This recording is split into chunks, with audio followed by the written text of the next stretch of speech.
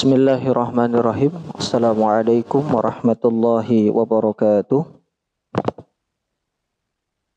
Alhamdulillah, alhamdulillah, wassalatu wassalamu ala rasulillah Muhammad ibn Abdullah wa ala alihi wa ashabihi wa man walah. Bapak Ibu jamaah salat zuhur yang semoga dirahmati Allah. Alhamdulillah, puji syukur senantiasa kita haturkan kehadirat Allah atas segala karunia, nikmat, inayah yang Allah berikan kepada kita. Salawat teriring salam semoga tercurah kepada junjungan kita Rasulullah Muhammad sallallahu alaihi wasallam, kepada keluarga beliau, para sahabatnya, dan umat beliau yang tetap berpegang kepada agama ini sampai hari berbangkit.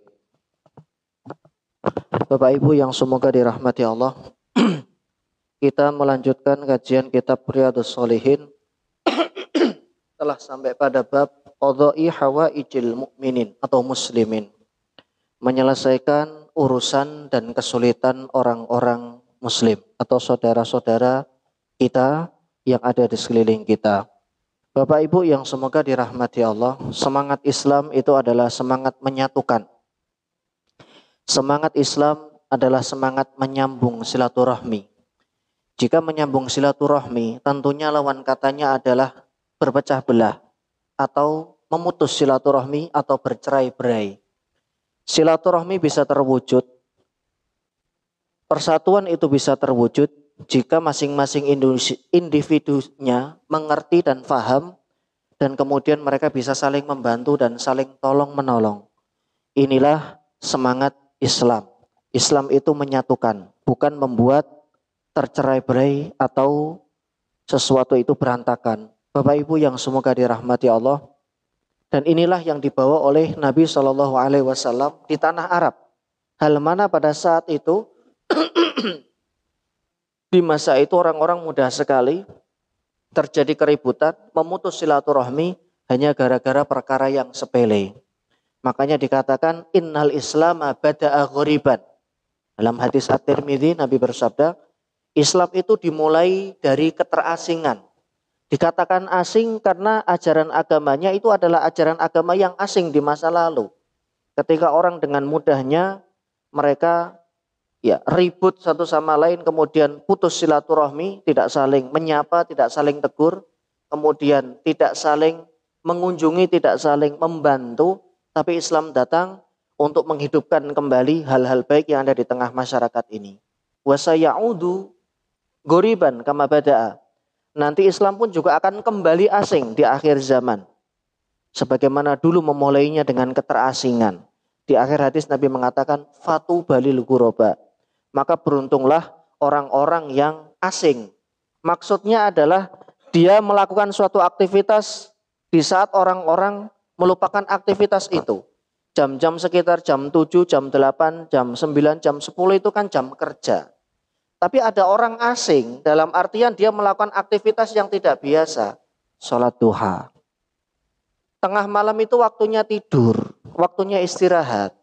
Tapi dia melakukan aktivitas yang tidak biasa. Bangun, ambil air wudhu, tahajud. Jam-jam seperti ini adalah jam-jam enak untuk istirahat, untuk makan siang. Tapi melakukan aktivitas yang tidak biasa. Yaitu sholat duhur berjamaah, dilanjutkan kajian atau mungkin dzikir. Maka Nabi mengatakan aktivitas di luar aktivitas kebiasaan orang, dan itu adalah baik jika dihidupkan, dilestarikan, fatu balil ghuraba. Maka beruntunglah orang-orang asing tersebut. Jamaah yang semoga dirahmati Allah, bahkan sampai perkara-perkara yang itu merupakan perkara pribadi pun Islam mendorong dan mengajurkan pemeluknya untuk melakukannya dan kemudian dicontoh oleh orang-orang. Hal ini sebagaimana disebutkan dalam hadis yang diriwayatkan oleh Imam Bukhari dan Imam Muslim yang termaktub di dalam kitab Riyadhus Shalihin dari Abdullah bin Umar, bahwa Nabi SAW bersabda, al-muslimu akhul muslim. Seorang muslim itu bersaudara dengan muslim yang lainnya. Memang perlu dipertegas.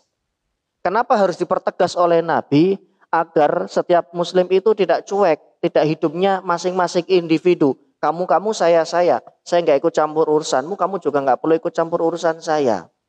Karena terkadang ada orang yang memang sungkan, mau tidak mau harus ditarik, harus digandeng. Barangkali beliau ada kesulitan yang perlu dibantu dan diselesaikan. Tapi kalau kita hidup di masyarakat yang satu sama lain nggak saling kenal begitu ya, satu sama lain bodoh amat urusannya, nggak mau peduli.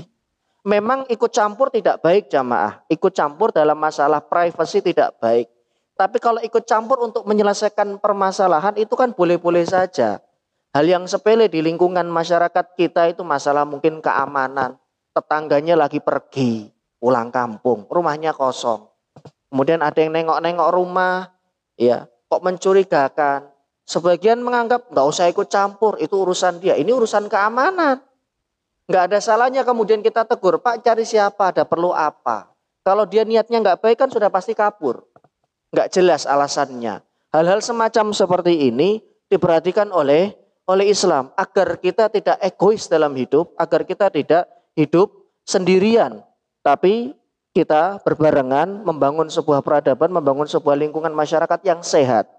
Al muslimu akhul muslim la yadlimuhu wa la yuslimuhu. Poinnya adalah tidak boleh saling mendolimi, tidak boleh saling menyakiti.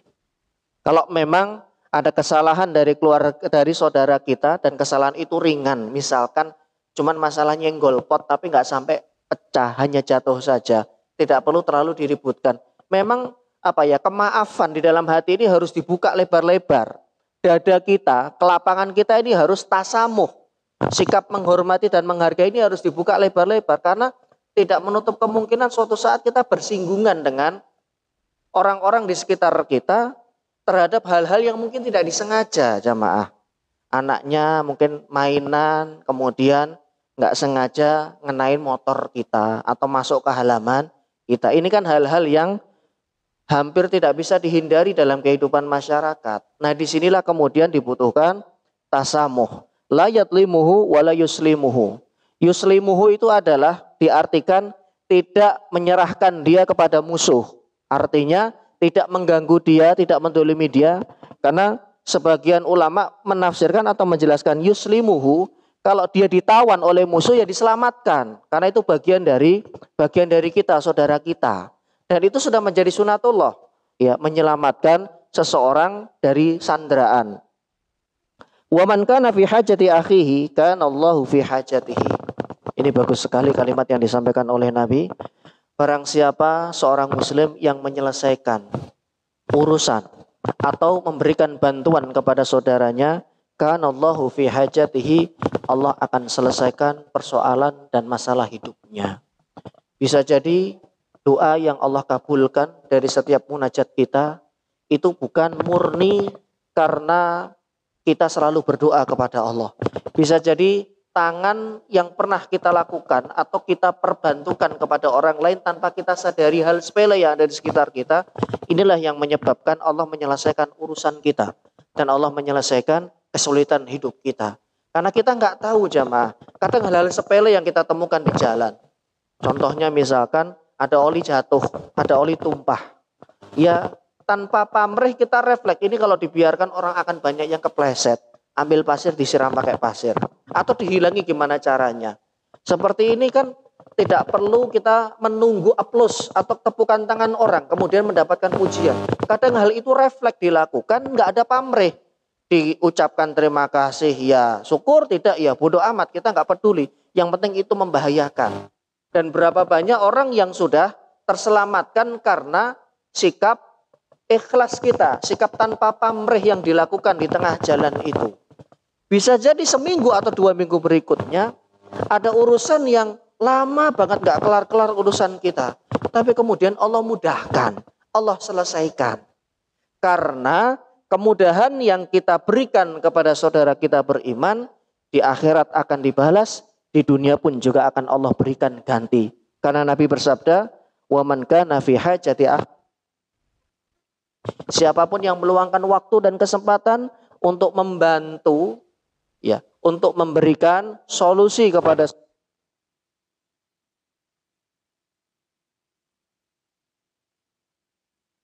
mampu kita selesaikan dengan tangan kita, dengan kemampuan berpikir kita, qadarullah, atas izin Allah, tiba-tiba ada saja solusi yang mungkin muncul dari jalan yang tidak disangka. Bisa jadi itu adalah kebaikan yang kita tabung seminggu sebelumnya atau 5 hari sebelumnya. Kita nggak pernah tahu dari kebaikan mana yang kita lakukan kepada orang terdekat kita, kawan kita atau tetangga kita, yang kemudian itu nilainya ikhlas di hadapan Allah, cepat sekali naiknya ke atas langit, kemudian diterima oleh Allah, ditulis untuk pahala akhirat, dan kemudian Allah sebagai gantinya selesaikan urusan kita yang mandek lama nggak kelar-kelar, bulat di situ saja. Tapi kemudian Allah selesaikan. Karena jamaah, siapa yang dia akan menuai kebaikan. Ada peribahasa seperti itu dan itu benar. Dan itu kemudian dilegalitas oleh Nabi, barang siapa yang dia memberikan pertolongan kepada saudaranya, kepada dirinya. Allahu qurbatan min qurabin yaum qiyamah. Dari kurbah itu adalah kesulitan yang paling sulit. Siapapun yang meringankan kesulitan, ini hampir-hampir mirip dengan kalimat sebelum. Hadis ini berbicara mengenai kepedulian. Seorang muslim itu adalah orang yang peduli. Peduli dengan siapa? Dengan sekitarnya. Seorang muslim memang dididik dari awal, karena ini kan hadis dari Nabi sudah ada 1400 tahun yang lalu. Artinya jika ini diterapkan kepada anak-anak kita dari sejak kecil mengenai kepedulian, mereka bisa kok tumbuh di lingkungan keluarga. Ya, keluarganya kecil bukan keluarga besar, dan lingkungannya mungkin tidak terlalu mentereng begitu ya. Tapi karena dibiasakan dia peduli, karena memang ini adalah doktrin dari agama untuk peduli dengan siapapun yang ada di sekitarnya, mereka bisa kok tumbuh dan kemudian muncul sikap kepedulian dimulai dari hal-hal yang sangat remeh dan kecil. Karena memang ini adalah ajaran agama. Ya, sayangnya ini kemudian tidak menjadi habit, tidak menjadi kebiasaan di semua lini kehidupan masyarakat. Hanya orang-orang tertentu yang qadarullah dengan izin Allah mereka bisa mengakses hadis kemudian membaca, oh ini jika diterapkan dalam kehidupan ya rumah tangga atau keluarga ini baik karena ada kebaikan yang tersemat di dalamnya. Farrajallahu anhu kurbatan min kurabin yaumal qiyamah. Maka Allah akan meringankan kesulitan dia pada yaumil qiyamah. Jamaah yang semoga dirahmati Allah, memasukkan kebahagiaan ke dalam hati seseorang itu adalah salah satu di antara kebaikan. Karena dalam hadis yang diriwayatkan dari sahabat Abdullah bin Umar radhiyallahu anhu, hadis ini diriwayatkan oleh Imam At-Tirmidzi, ahabbun nas ilallahi ta'ala anfa'uhum linnas. Orang yang paling Allah cintai itu adalah yang paling bisa memberikan manfaat di tengah-tengah masyarakat. Apapun profesi kita, apapun latar belakang kita, jika masyarakat banyak mengambil manfaat dari kita, kita banyak membantu dan menolong mereka dalam hal yang paling kecil. Mungkin kerja bakti, barangkali lingkup yang paling kecil yaitu lingkup rukun tetangga. Bersihkan, ya mungkin sebagian orang anggap, ngapain sih bersih-bersih begitu. Tapi dengan itu kemudian kita saling tegur sapa. Ya, biasanya diagendakan setiap 2 bulan sekali, sebulan sekali, atau mungkin 1 bulan 3 kali. Bisa ketemu, bisa saling tegur sapa. Padahal Senin sampai Jumat semuanya sibuk kerja, berangkat pagi pulang malam, hampir tidak pernah tatap muka. Tapi dengan adanya aktivitas kegiatan seperti ini kan orang bisa saling tegur sapa. Yang paling dicintai oleh Allah adalah orang yang bermanfaat. Wa ahabbul a'mal ilallah. Pekerjaan atau amalan yang paling Allah cintai itu adalah sururun tudkhiluhu ala muslimin, yaitu kebahagiaan, rasa senang yang engkau masukkan ke dalam hati seorang muslim. Dia senang, dia bahagia dengan apa yang kita lakukan, maka itu berpahala. Kalau yang seperti ini berpahala, maka membuat mereka sedih, membuat mereka kesal, membuat mereka kemudian marah pun juga ini akan mendatangkan dosa dan juga kesalahan. Kemudian Nabi SAW mengatakan, la amsyia, aku berjalan bersama dengan orang-orang untuk menyelesaikan hajat mereka.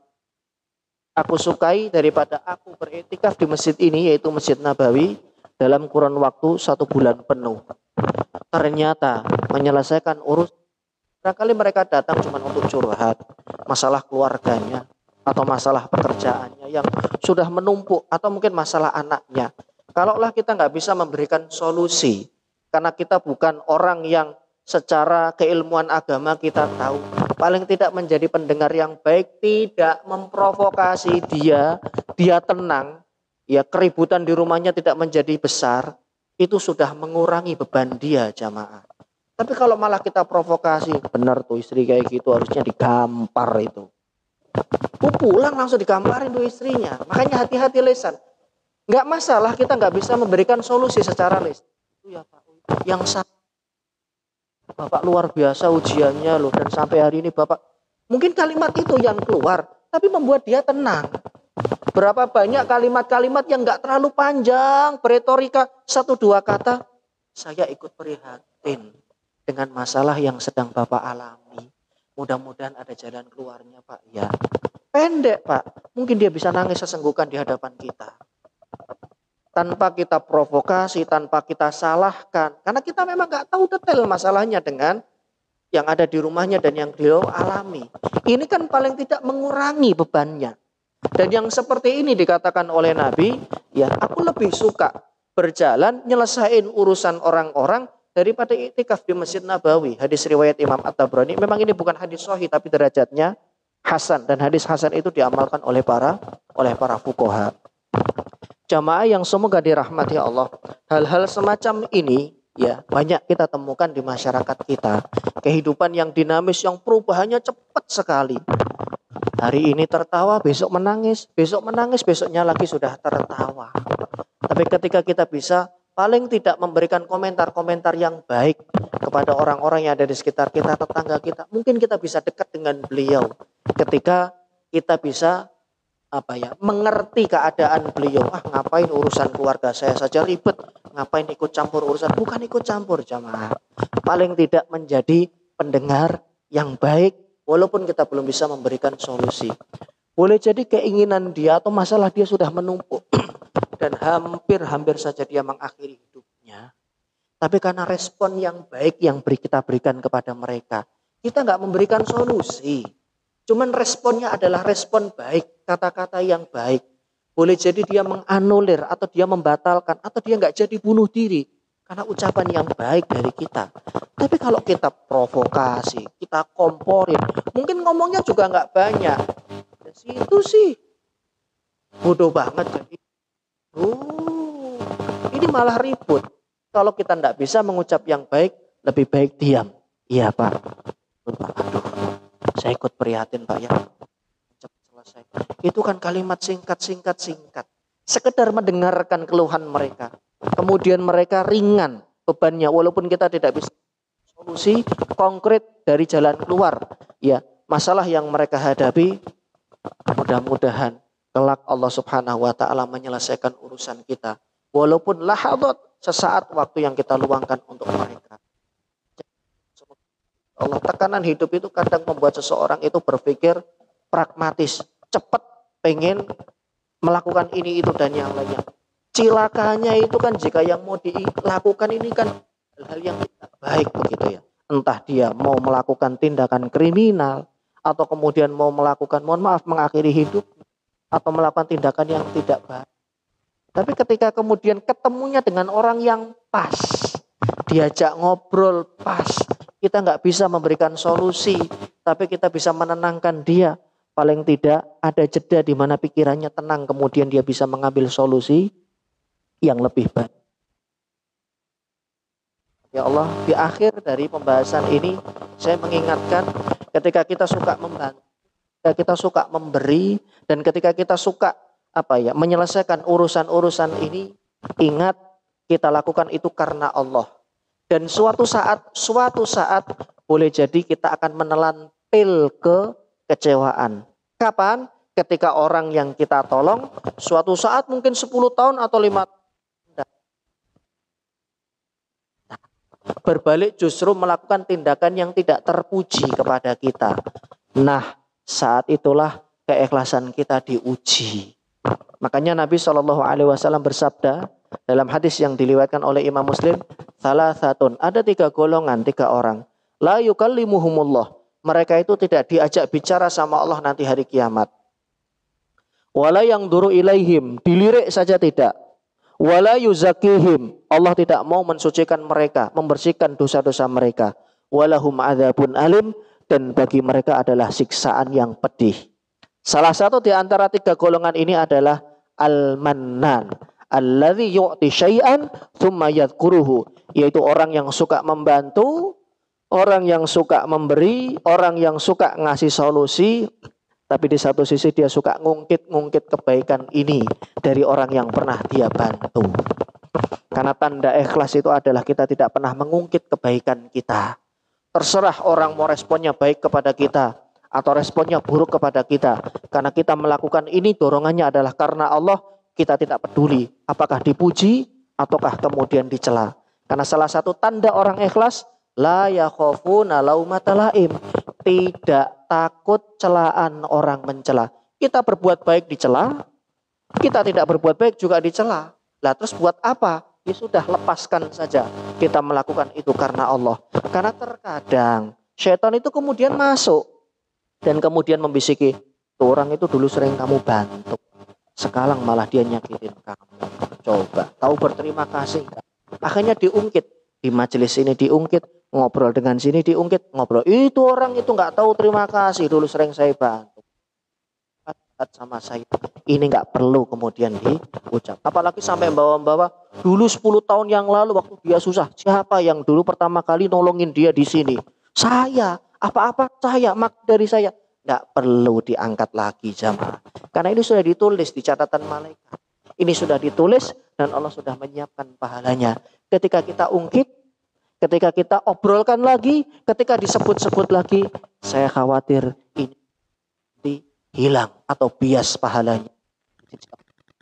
Bukan cuma itu, Allah memberikan ancaman, jangan suka mengungkit-ungkit. Karena mengungkit-ungkit sebuah kebaikan yang pernah dilakukan, itu berakibat Allah subhanahu wa ta'ala tidak mau melihatnya, tidak mau mensucikannya, tidak mengajak dia berbicara. Karena ini adalah tanda keikhlasan. Orang yang ikhlas tidak peduli, saya kasih dicela, saya tidak kasih juga dicela. Sudah, tutup mata, tutup telinga dari orang. Pokoknya saya berbuat baik, pokoknya terus saya di atas rel kebaikan. Saya tidak peduli dengan celaan orang yang mencela dan pujian orang yang suka memuji. Jika itu yang terjadi, maka insya Allah keikhlasan itu bisa diraih dan bisa didapatkan. Bapak Ibu jamaah yang semoga dirahmati Allah, inilah salah satu prinsip hidup seorang muslim.